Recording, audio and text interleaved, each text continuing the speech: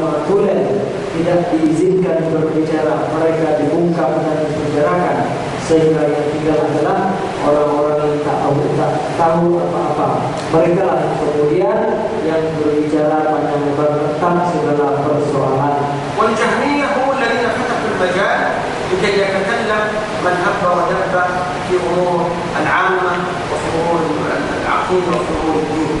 Dan orang-orang itulah yang membukakan pintu untuk semua orang-orang tadi berbicara sesuka hati mereka tentang masalah agama dan masalah fikih.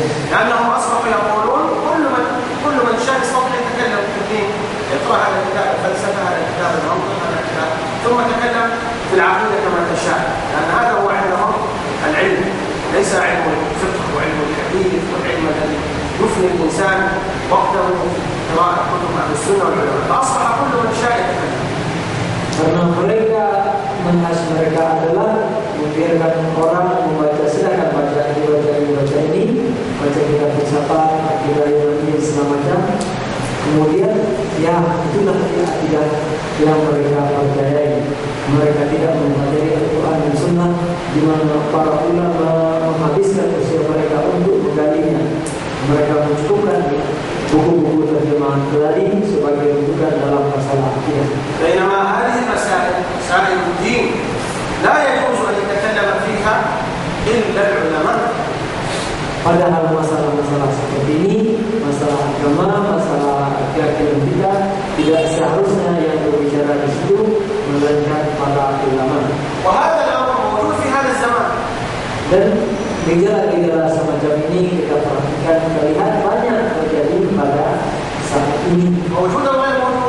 Ada atau tidak? أصبح كل من هب ودب يتكلم في أمور الدين. Siapa yang ini, siapa saja, maka kita seenak-enaknya berbicara tentang masalah agama. في الجرائد، في التلفزيون، في الراديو، كل إنسان يتكلم برأيه. الحجاب ليس جميل، ما هذا السؤال ليس مضر وليس جميل، وأصبح الناس يخوضون ويتكلمون في مسائل الدين كما يشاء. Kita bisa jumpai di televisi, di radio, di koran-koran, semuanya, semua orang bisa berbicara apa saja tentang agama ini. Kalau misalnya di atas tadi sewa itu apa itu, ini apa ini, segala macam. Padahal mungkin mereka pun tak sholat, kita berbicara tentang agama pula. فأصبحوا يأتون بالأمور العجيبة والآراء الغريبة.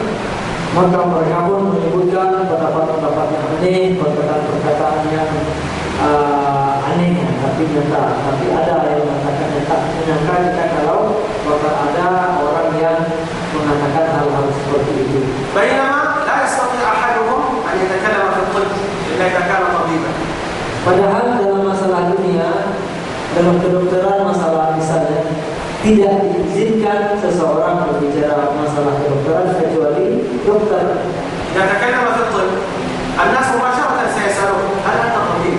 Dan jika kita berbicara tentang masalah kedokteran, maka orang pun bertanya, apakah Anda dokter? وإذا تكلم في الهندسة الناس سيسألونه هل أنت مهندس؟ Kalau kita berbicara panjang lebar tentang masalah teknik sipil, mereka pun bertanya, apakah Anda insinyur? أما إذا تكلم في الدين فإنه لا أحد يسأله هل أنت درست الشريعة؟ هل أنت تعلمت القرآن والسنة؟ لا. Sementara ketika ada orang berbicara tentang agama, tak ada yang bertanya apakah dia ada latar belakang syariahnya, bagaimana agamanya segala macam, tak ada yang bertanya. ثم قال هذا الإمام البربهاري سيتكلم عن أصول عقيدة الجهمية وما هي طريقتهم وما هو منهجهم. Berikutnya Imam Al-Barbahari pun menyampaikan dasar-dasar akidah orang-orang Jahmiyah. ثم قال بعد ذلك الإمام البربهاري وطعنوا على آثار الرسول صلى الله عليه وسلم، يعني بدأوا يطعنون في الحديث. Orang-orang Jahmiyah pun mereka mulai mentahkan atau mencela hadis-hadis Nabi Muhammad sallallahu alaihi wasallam. والفرق الضالة قبل الجهمية لم يتجرؤوا في الطعن في أحاديث الرسول عليه الصلاة والسلام، ولكن الجهمية والمعتزلة بدأوا يطعنون في الأحاديث الصحيحة ويردونها ويقدمون عقولهم عليها. Kelompok-kelompok menyimpang pemikiran menyimpang atau aliran sesat sebelum jahiliyah Mu'tazilah ini tidak ada yang berani mencela atau mencaci dan mengkritik hadis Nabi Muhammad SAW. Mereka lah yang berani melakukan itu, mengatakan ada kelemahan pada hadis Nabi, kemudian mereka lebih menempatkan logika dan akal mereka daripada hadis Nabi Muhammad SAW. وهذا أيضا موجود في هذا الزمان. تجد رجل يكتب أو يتكلم في التلفزيون وينكر حديثا ثابتا عن رسول الله صلى الله عليه وسلم لأنه لا يوافق عقله وهواه. Demikian juga hal semacam ini pun tetap ada sampai saat ini. Misal bahkan di media massa seperti koran dan televisi, mereka terang-terangan mengatakan hadis Nabi ini tak cocok lagi dengan kondisi saat ini. Padahal itu betul diakui kesahihan yang berasal dari Rasulullah, tapi mereka menolak karena dianggap bertentangan dengan akal, nalar serta hawa nafsu mereka. Dan إذا رأينا رجل يفعل هذا نقول عنده شبه من المعتزلة والجهمية. Jika kita melihat orang-orang semacam ini, maka ketahuilah ada miripnya dengan Mu'tazilah dan Jahmiyah. وأيضا هؤلاء الجهمية من عقيدتهم ومن طريقتهم أنهم أخذوا بالقياس والرأي.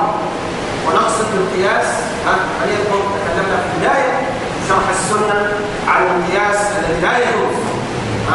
Kemudian mereka pun mulai beramal atau mengambil manhaj qiyas, kemudian logika.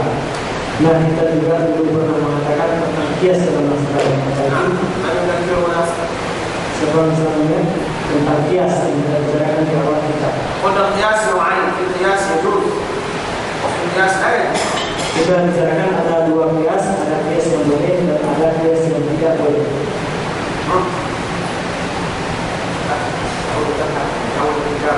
القياس في أمور الفقه هذا جائز، بل هو من الأدلة الشرعية.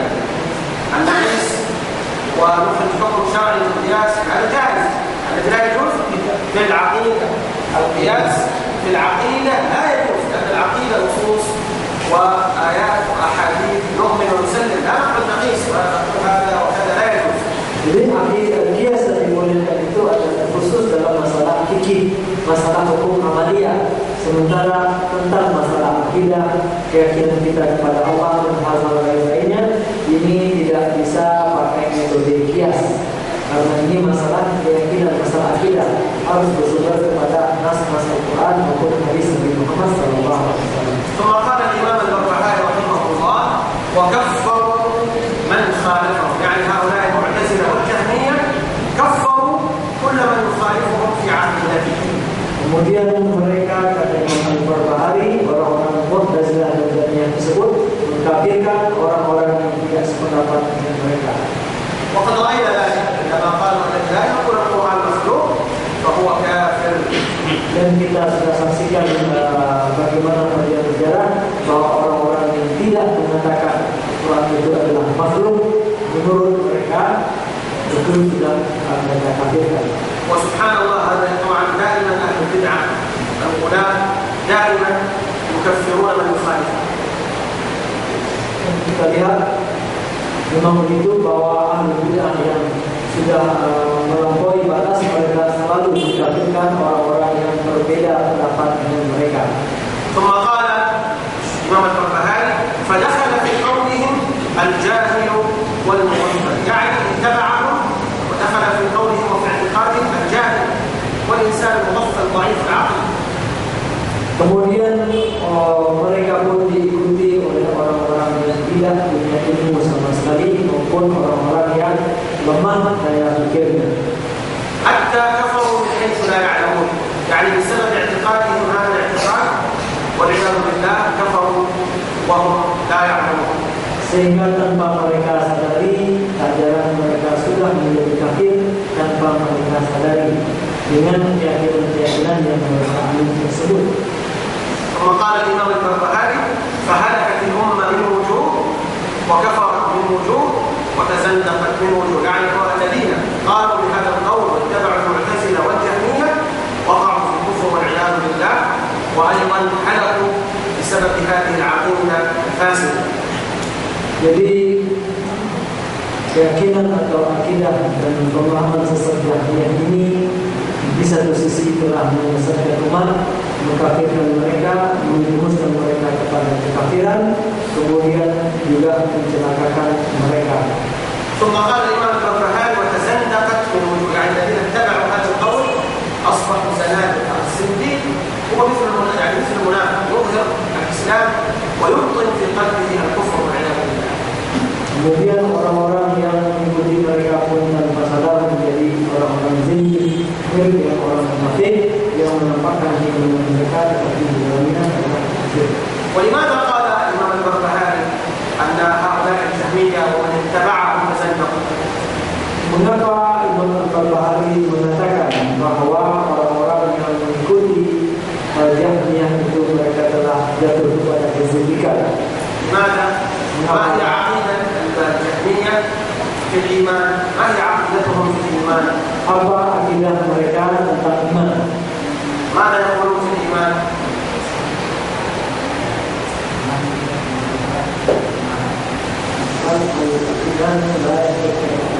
نعم ما شاء الله. الإيمان عندهم معرفة، يكفي أن تعرف الله. Jadi iman menurut orang Jahmiyah itu cukup sekedar pengetahuan. Kita tahu Allah itu ada, itu cukup. فبهذا الكلام يدخل حتى في الإيمان فرعون وإبليس كلهم يعرفون الله.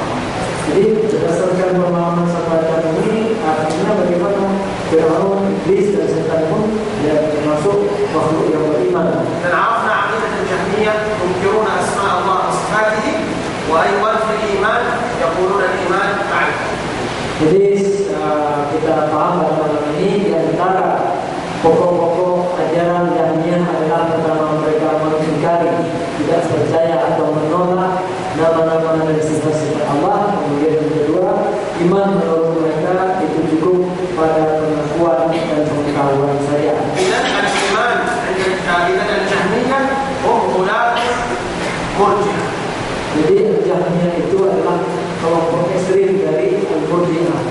ويقولون الإيمان في القلب، ونقول أيضا الكفر في القلب والنفاق في القلب. Mereka mengatakan iman itu kan dalam hati. Nah, kira-kira betul iman dalam hati, tapi bukan kekafiran juga tempatnya dalam hati. الذي يظهر هذا الإيمان الجوارح. Yang menunjukkan keimanan dalam hati itu, yang membedakan antara orang yang tak beriman, yang di dalam itu iman atau kafir, atau menjadi apa yang dia tampilkan di luar, yaitu amalannya. Itulah yang menjelaskan apa yang di dalam. وأهل السنة والجماعة يقولون الإيمان قول وعمل واعتقاد، قول باللسان وعمل بالأركان واعتقاد بالجنان.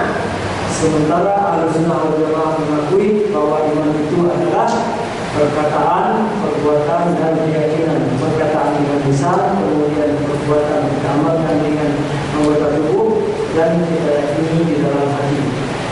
ثم قال بعد ذلك الإمام البربهاري بعد أن تكلم عن الذين ضلوا قال إلا من ثبت على قول الرسول عليه الصلاة والسلام. ليس أكثر الأمة ضلا، بل إن الذي ثبت على قول الرسول عليه الصلاة والسلام نجا من الضلال. Tadi beberapa imam mengatakan bahwa dengan adanya Jahmiyah itu maka umat pun menjadi sesat dan terguncang, kecuali orang-orang yang tetap berpegang teguh dengan Al-Quran dan Sunnah Nabi Muhammad SAW. لأنهم كانوا على الإسلام الصحيح والإيمان الصحيح، يعني الصحابة. Karena mereka tetap berada dalam keimanan yang benar, kemudian tetap berpegang kepada Al-Quran dan Sunnah Nabi Muhammad SAW. فقلدهم دينهم واستراح، يعني اتبع الصحابة والتابعين واستراح من الدخول في هذه الفتن وفي هذه الضلالات. Mereka mengikuti agama atau keyakinan tidak Rasulullah SAW dan para sahabat beliau, sehingga mereka pun tenang, tidak memikirkan yang aneh-aneh tersebut. Begitulah Ahlussunnah wal Jamaah. وأخيرا قال الإمام البربهاري واعلم أن الدين إنما هو التقليد. يقصد الإمام البربهاري التقليد يعني الاتباع، وإلا التقليد مذموم ومنهي عنه، لكنه هنا يقصد التقليد يعني اتباع السلف الصالح. Kemudian akhirnya Imam Al-Barbahari mengatakan, ketahuilah bahwa sesungguhnya hakikat beragama itu adalah taklid. Tadi maksud taklid di sini bukan arti mutlak, yaitu mengikuti, mempedomani Rasulullah, kemudian mempedomani para sahabat bagaimana mereka mempedomani Rasulullah Sallallahu Alaihi Wasallam. Itulah agama yang sesungguhnya. وهكذا رأينا في هذه الفتنة العظيمة أن الذي نجا هو من تمسك بالكتاب والسنة، ومن هلك هو الذي والعياذ بالله اتبع هواه فضل ضلالا مبينا. Demikian juga kita lihat dalam peristiwa-peristiwa yang lalu tersebut bahwa orang yang selamat dari fitnah tersebut adalah mereka yang tetap berpegang teguh dengan agama Allah, dengan Al-Quran dan Sunnah Nabi Muhammad Sallallahu Alaihi Wasallam. Sementara mereka yang terjerumus, mereka yang celaka adalah mereka yang memperturutkan hawa nafsu mereka masing-masing. نسأل الله أن يثبتنا وإياكم على القول الثابت في الحياة الدنيا وفي الآخرة. Kita berdoa kepada Allah Subhanahu wa taala, semoga Allah meneguhkan kita semua berpegang teguh dengan perkataan-perkataan yang juga kokoh baik di dunia maupun di akhirat kelak. اللهم أرنا الحق حقا وارزقنا اتباعه وأرنا الباطل باطلا وارزقنا اجتنابه. Ya Allah, tunjukkanlah pemerintah kepada kami kebenaran itu adalah benar adanya, kemudian anugerahkanlah kepada kami kekuatan untuk mengikutinya, dan sebaliknya tunjukkan pula kepada kami kebenaran adalah batin adanya, dan berilah kami kekuatan untuk menjauhinya. وجنبنا الفتن ما ظهر منها وما بطن. Dan jauhkanlah dari kami fitnah-fitnah baik yang nampak atas maupun fitnah yang tersembunyi. عن بلدنا إندونيسيا خاصة وعن سائر بلاد المسلمين. Jauhkanlah fitnah tersebut khususnya dari negara kami dan dari negara-negara kaum muslimin lainnya. وصلى اللهم وسلم وبارك على نبينا محمد